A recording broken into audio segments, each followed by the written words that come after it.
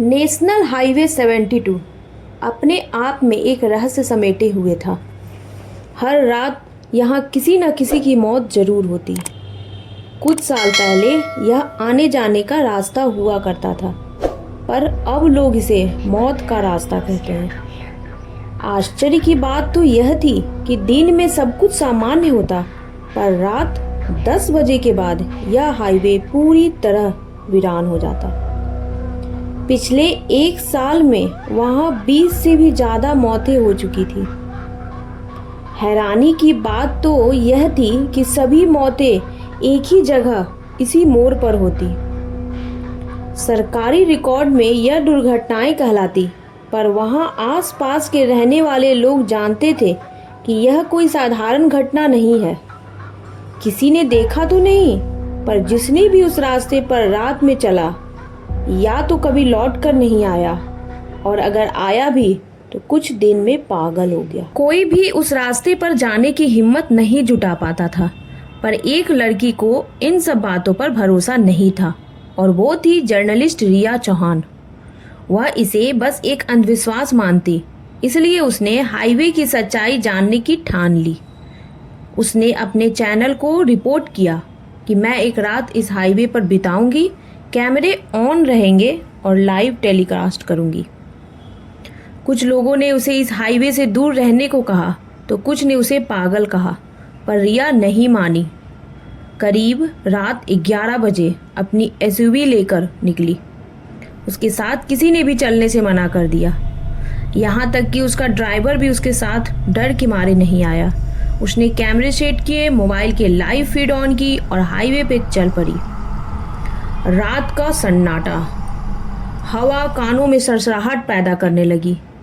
कभी उल्लुओं के चीखने की आवाज तो कभी झिंगुरों के बोलने की। किसी का भी दिल दहल जाए ये आवाज सुनकर। छपाक की आवाज से रिया चौंकी। उसके कानों में पानी में गिरने जैसी आवाज आई और वह रोशनी उधर करके देखने लगी, पर पानी का कहीं नामो निशान नहीं था। रात 12:15 बजे वह उस बदनाम मोड़ पर पहुंची जहां हादसे होते थे। किनारे एक टूटा हुआ बिजली का खंभा पड़ा था। हवा में अजीब सी बदबू फैली हुई थी, जैसे कोई सड़ी हुई चीज हो। ठीक उसी जगह पर उसने अपनी गाड़ी रोकी और कार से बाहर निकली। कैमरा हाथ में लिया और बोलना शुरू किया, पर यह क्या, रिया ने जो बात बोला था वह सब प्रतिध्वनि के रूप में चारों दिशाओं से उसके पास आने लगी और उसके कदम अपने आप पीछे होने लगे। उस समय रिया ने यही सोचा था कि शायद उसके कानों का भ्रम हो। अचानक हवा का एक झोंका आया और दूर कहीं से किसी के रोने की आवाज सुनाई दी। कौन? रिया ने लड़खड़ाते हुए आवाज लगाई, पर कोई जवाब नहीं आया। सामने रात का अंधेरा था। रिया जहां जहां जाती वहां वहां रोशनी करती जाती। फिर कैमरे में कुछ झिलमिल आने लगा, जैसे कोई वहां से गुजरा हो। एक काली परछाई दिखी। रिया ने उधर रोशनी की, पर वहां कोई नहीं था। फिर कैमरे में कुछ दिखा। एक औरत थी जिसका मुंह खून से रंगा हुआ और आंखें बाहर निकली हुई। उसने जोर से अट्टहास किया, मानो कैमरे से बाहर निकल रही हो। रिया को यह देखकर झटका सा लगा और वह पीछे हटी, पर यह क्या, कैमरे में तो कुछ दिख ही नहीं रहा है। उसने वीडियो रिकॉर्डिंग चेक की। सचमुच कैमरे में एक औरत का चेहरा झलक गया था। लाल आंखें, बाल बिखरे हुए और होठों पर अजीब मुस्कान। रिया डर गई, पर रुकी नहीं, आगे बढ़ी।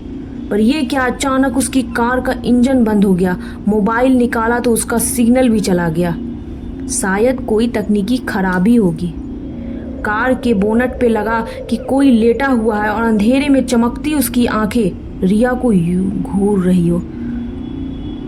अब रिया को घबराहट होने लगी। एक परछाई उसे कार की खिड़की पर खड़ी दिखाई दी। फिर उसे आगे के शीशे में पीछे वाली सीट पर कोई बैठा हुआ दिखाई दिया। वह घबरा कर पीछे पलटी, पर कोई नहीं था। तभी कार का हॉर्न अपने आप बज उठा और सीट बेल्ट अपने आप उसकी गर्दन में कस गई। गले से घुटी घुटी आवाज निकल रही थी। अपनी मौत उसे सामने दिखने लगी। किसी तरह खुद को छुड़ाकर बाहर निकली और जंगल की ओर भागी। डर के मारे उसके कदम आगे जंगल की ओर बढ़ते जा रहे थे। तभी पूरे जंगल में एक आवाज गूंजी, रिया, जब तुम सब जानने आई हो तो फिर भाग क्यों रही हो? अपना नाम सुनकर रिया ठिठकी और चीखते हुए बोली कि तुम कौन हो? हिम्मत है तो सामने आकर दिखाओ, और तुम्हें मेरा नाम कैसे पता? इतना बोलने पर बिजली चमकी और उस रोशनी में उसके सामने एक औरत हवा में लटकी हुई पीली साड़ी में, बाल बिखरे हुए, पांव उल्टे प्रकट हुई और जोर जोर से हंसने लगी। मैं वही जो मर चुकी हूँ इसी मोड़ पर।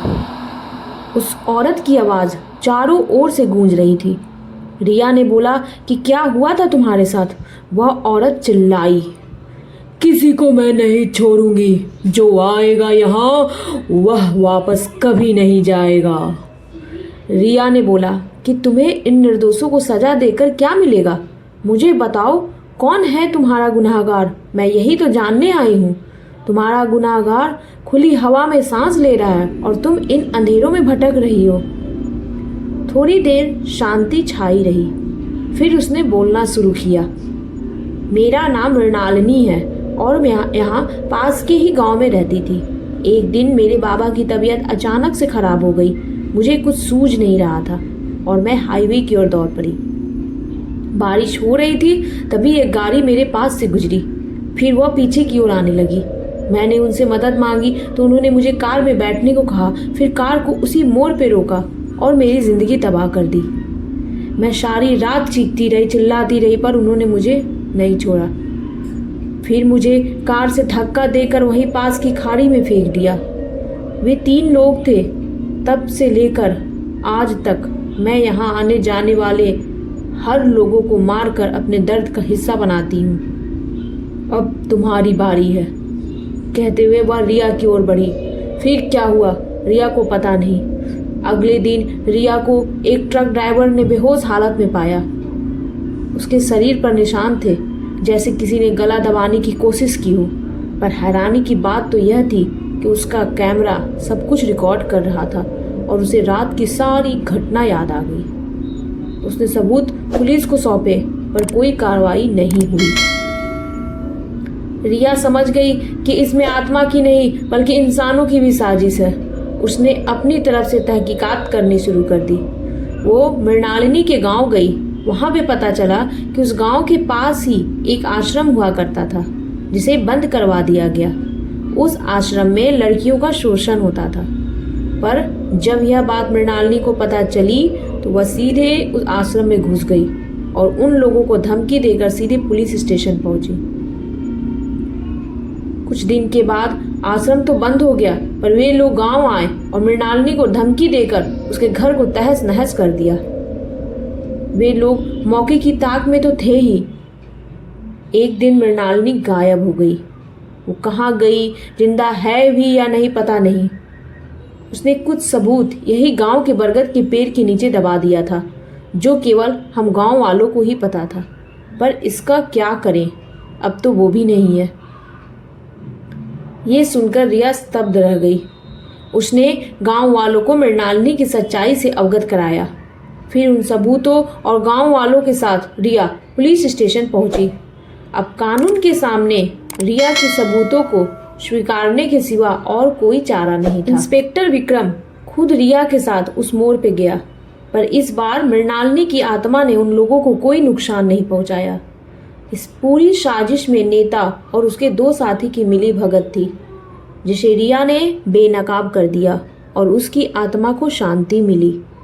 अब वहाँ पे मौतें होनी बंद हो गई। कहते हैं कि जो औरत मजबूरी के शिकार होती है, उस मोड़ पे जाने पर मृणालिनी की आत्मा उसकी मदद जरूर करती है। वो आज भी जिंदा है, हर उस लड़की में जो हिम्मत से अन्याय के खिलाफ खड़ी होती है। ये कहानी हमारे सिस्टम की भी है। हिम्मत से ही बदलाव संभव है। पीछे जंगल में एक साया मुस्कुरा रहा था, पीली साड़ी में। मृणालिनी थी वो।